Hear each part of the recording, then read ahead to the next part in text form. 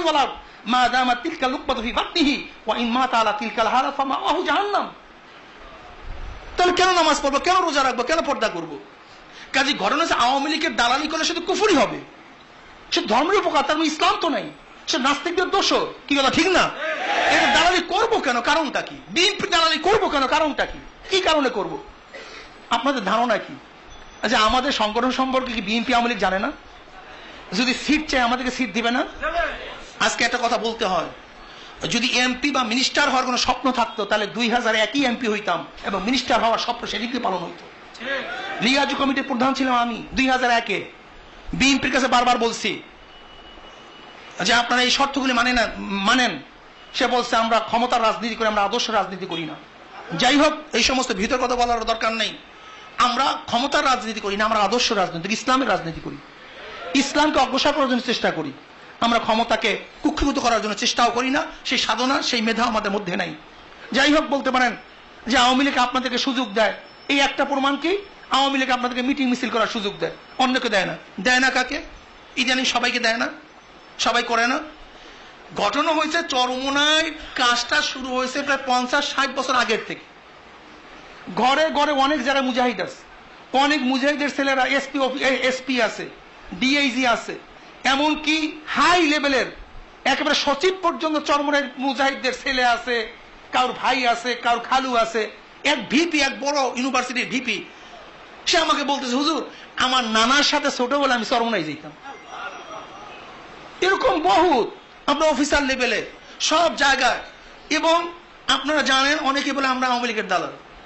আজ পর্যন্ত আওয়ামী লীগের কোন মন্ত্রীদের সাথে আমাদের কোনো কথাই হয় না। গেলাম মোহাম্মদপুর এক কওমি মাদ্রাসা ওলামায়, তখন ওই জাহাঙ্গীর কবির নানক, তখন তার সাথে প্রথম দেখা হয় আমার। অথচ সে বরিশালের মানুষ, আমাদেরকে শ্রদ্ধা করে। বরিশালের যে এমপি হোক না কেন, যেই মন্ত্রী হোক না কেন, তাদেরকে আমাদের ঐতিহ্যগতভাবে তাদের সফট কর্নার একটা শ্রদ্ধা আমাদের প্রতি থাকে। এমনকি আলতাফ চৌধুরী, যিনি এদেশের স্বরাষ্ট্রমন্ত্রী ছিল, সে তো দ্যাটহীন কণ্ঠে বলে আমি চরমোনায় মুড়ি। এরপরে এখন যে আইন ইশারা আপনার ওই ধর্ম প্রতিমন্ত্রী সাধারণ সাহেব, সেও তো দ্যাটহীন কণ্ঠে চরমোনাইকে মহাব্বত করে। এমন এমপিরা, আমরা বিভিন্ন জায়গায় যাই, তখন এমপিরা মিনিস্টার, এই যে কিশোরগঞ্জে মাহফিলে গেছি, বিএনপির আমলের ডক্টর ওই শিক্ষামন্ত্রী কে ছিল না, ওসমান সাহেব, আমি ওসমান ফারুক সাহেব, যতক্ষণ আমি মাহফিল করছি ততক্ষণ আমার পাশে বসা ছিল। আমি যাই গাজীপুরে, ধর্মমন্ত্রী ছিল আব্দুল মান্নান সাহেব, আমার পাশে বসা থাকে। এই যে মিরপুরে যাই, এমপিরা আমার প্রায় জায়গায় এমপিরা তারা মাহফিলে অংশগ্রহণ করে। যেহেতু আমাদের কাজটা পিনগুলি লেভেলের কাজ শুরু হয়েছে 50-60 বছর আগের থেকে, এদের আত্মীয় স্বজন ভাই বন্ধু, এমনকি আপনি বাউফল এরিয়ার, পটুয়াখালী এরিয়ার, দক্ষিণ অঞ্চলের একজন বড় অফিসার পাবেন না যে অফিসারের একজন আত্মীয় স্বজন চরমোনায় মুরিদ নেই। এরকম একজন অফিসার আমাকে দেখাতে পারবেন না দক্ষিণ অঞ্চলে। কাজে ঘটনা হয়েছে আমরা যেহেতু একটা মধ্যপন্থা অবলম্বন করতেছি, এর জন্য আওয়ামী লীগের আমরা শত্রু, বিএনপির আমরা শত্রু, আর শত্রুর শত্রু আমার বন্ধু, শত্রুর বন্ধু আমার শত্রু। কি কথা ঠিক না? যেহেতু আমরা মধ্যপন্থা অবলম্বন করার কারণে আওয়ামী লীগ চায় না আমাদেরকে পিটান দিয়া, আমাদের অত্যাচার করিয়া বিএনপির সাথে মিলাইয়া দাও, আর বিএনপি চায় না আমাদেরকে সমালোচনা করিয়া তারা আওয়ামী লীগের সাথে মিলাইয়া দাও। এটা রাজনৈতিক কৌশল, এটা হিসাব বুঝতে হবে, এটা বোঝার চেষ্টা করতে হবে। যেমন দুইজনে আপনি মারামারি শুরু করছেন, মাঝখানে একজন ব্যক্তি আছে, আপনার তখন আপনার থিওরি থাকবে কি, এই ব্যক্তি আমার পক্ষ অবলম্বন না করুক, তার পক্ষ অবলম্বন না করুক। Islami Andolan Bangladesh, no Awami League, no BNP, এটা আমরা প্রত্যেকের হৃদয় অঙ্গম করতে সক্ষম হয়েছি। বিদায়ী তারা চিন্তা করে যে ইসলামী আন্দোলন যেই ভাজে চলে চলতে দেও। কি কথা ঠিক না? ওরা ওদেরকে অত্যাচার অবিচার করিয়া কোন পক্ষে মিশাইয়া দেওয়ার রাজনীতি কোনো পাগলও করবে না। এটা কোনো পাগলের থিওরি না, এটা কেউ করতে পারে না। শুধু তাই নয়, আপনারা জানেন আল্লাহ পাক রব্বুল আলামিন নিজে কালামে পাকের মধ্যে ফরমান, ওয়া মান ইয়াত্তাকিল্লাহা ইয়াজআল লাহু মাখরাজা। ইসলামী আন্দোলন বাংলাদেশ উস্তি চলা তাকওয়া, আজ পর্যন্ত কোন জাতীয় গুনাহ তারা করে নাই, আলহামদুলিল্লাহ, এখন পর্যন্ত করে নাই। তার শরীয়তের বিরুদ্ধে কোনো কাজ এখন পর্যন্ত করে নাই ওপেন ভাবে। আল্লাহ পাককে ভয় করি বিধায়ী ফাকশাইনাহুম ফাহুম লা ইবসিরুন, এটাও হতে পারে। এরপর হাদিসের মধ্যে আসছে না, আল্লাহু ইয়াইদু হাযা দ্বীন বিরাজুল ফাজিল, আল্লাহ পাক রব্বুল আলামিন তো ফাজিলের দ্বারা দ্বীনের খেদমত নেয়। কি কথা ঠিক না? বন্ধ করে না মানে আমাদের গণ অবস্থানে আমাদের পিটাইয়া আমার মেজো ভাই মোসাদ্দিক বিন মাদানির পাও ভাঙ্গা দেয় নাই, আমাদের হেমায়ত সাহেবের সেদিকে গুলি করে তার মাথার মধ্যে আঘাত করে নাই। শুধু তাই না, আব্দুল সত্তার সাহেব আছেন, এই আব্দুল সত্তার সাহেব দাঁড়ান, দাঁড়ান আপনি।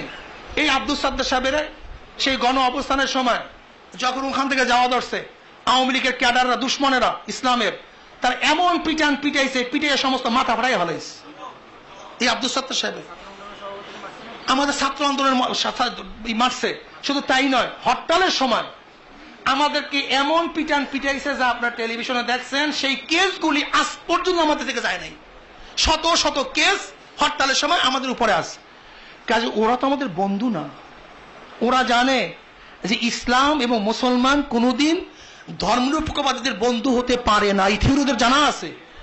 কিন্তু ওরা কৌশল করতেছে। ওরা আমাদের দিকে কিসের জন্য তাকায়, কি করতেছে? গত পরশুও, কয়েকদিন আগেও নরসিংদীর মাহফিল বন্ধ করে দিচ্ছে, বিভিন্ন জায়গায় মাহফিল বন্ধ করে দিচ্ছে, এরকম বন্ধ করতেছে। আমরা তো আমাদের মাঠ পর্যায়ে কাজ করতেছি, বিভিন্ন ভাবে কাজ করতেছি। কাজে কেউ যদি অহেতুক সন্দেহমূলক বলেন যে আওয়ামী লীগের দালাল, আমি আমার বন্ধুদেরকে বলবো, ওলামায়ে কেরামদেরকে বলবো, আপনার কাছে কি কোনো দলিল আছে? যদি দলিল না থাকে তাহলে একজন আলেমের বিরুদ্ধে আপনার কমপক্ষে এই তোহমাত দেয়াটা ঠিক হবে না, এটা ঠিক না। আজকে দেখেন ওলামায়ে কেরাম যেখানে বিরোধিতা করবে জামাতের, যেখানে আজকে ওলামায়ে কেরাম সমালোচনা করবে মওদুদী সাহেবের, যেখানে ওলামায়ে কেরাম আজকে সমালোচনা করবে আটরশি, সুরেশ্বর, মাইজবান্ডার, অমুক তমুক, রাজারবাগ, দেওয়ানবাগ, বেদাতীদের, সেখানে ওলামায়ে কেরাম কেন চরমনের আপনার মোকাবেলা করবেন, কেন বিরোধিতা করবেন? আমরা তো ওপেন দ্যাট থিং করতে বলতে চাই, যদি আমাদের মধ্যে কোনো ভুল থাকে ধরিয়ে দেন, আমরা ইনশাআল্লাহ ওপেনে সবাই সামনে, জাতীয় ভুল হইলে জাতীয়ভাবে ক্ষমা চাবো, যদি কোনো গোপনীয় ভুল হয় গোপনভাবে ক্ষমা চাবো।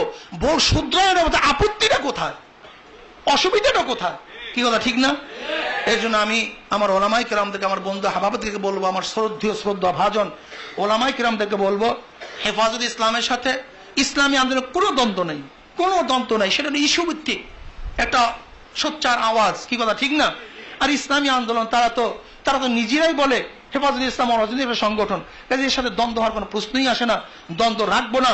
কেউ যদি আমাদেরকে দূরে ফেলেই দিতে চায়, ইনশাআল্লাহ আমরা তাদের কাছে যাব, তাদের কাছে জায়গা না দিলে দূর থেকে তার দিকে আমরা তাকায়া থাকবো, কি কথা ঠিক না? স্টেজে জায়গা না থাকলে মাঠে থাকবো ইনশাআল্লাহ, তাদের সব জায়গায় ইনশাআল্লাহ আমাদের সাথে যে কর্মসূচিগুলি তাদের সাথে আমাদের সাথে ইনশাআল্লাহ ইসলাম এবং দ্বীনের স্বার্থে হবে, তাদের সাথে থাকবো। তবে মুনাফিক তো সব জায়গাতেই আছে, থাকবে, তাদের থেকেও আমাদের সতর্ক হতে হবে। যদি আমি ওলামায়ে কেরামের কাছে প্রশ্ন করি, গঞ্জে জঙ্গে জামাল কেন হইল, আপনারা বলবেন আব্দুল্লাহ বিন সাবার জন্য। যদি বলি জঙ্গে সিপ্পিনে 90,000 মুসলমান শাহাদাত বরণ করছে, কার জন্য হয়েছে, অমনি আপনারা বলবেন আব্দুল্লাহ বিন সাবার জন্য। আমরা যদি বলি পলাশের যুদ্ধে কেন সিরাজউদ্দৌলা হারলো, আপনারা অমনি বলবেন যে মীর জাফরের জন্য হয়েছে। আমি যদি প্রশ্ন করি যে টিপু সুলতান মহীশূরের যুদ্ধে কেন হারছে, অমনি আপনারা বলবেন মীর সাদেকের জন্য। আপনারা যদি বলেন স্পেন কেন ধ্বংস হয়েছে, তখন আপনারা বলবেন আবু দাউদ আব্দুল্লাহর জন্য। তাহলে এরকম ভাবে ধ্বংস করার জন্য বেশি লোকের প্রয়োজন নাই, ইঁদুর একটাই যথেষ্ট। গতকালকে mobile charge this, mobile charger 2টা চার্জার একটা ইঁদুর কেটে ফেলেছে, কি কথা ঠিক না? মাইকের তার কাটার জন্য একটা ইঁদুরই যথেষ্ট। এই ইঁদুর থেকে আমাদেরকে সতর্ক থাকতে, ফাতাবিরু ইয়া উলিল আবসার ইয়া উলিল আলবাব আফালা তাতাফাক্কারুন আফালা তাআকিলুন আফালা তাআলামুন। এই কথাগুলি আল্লাহ পাক কেন বলছেন, এদিকে খুব আমাদেরকে খেয়াল রাখা চাই। আল্লাহ পাক আমাকে এবং আমাদের সবাইকে আহলে হকদের সাথে ঐক্যবদ্ধভাবে কাজ করার তৌফিক আল্লাহ পাক সবাইকে আমাকে দান করেন।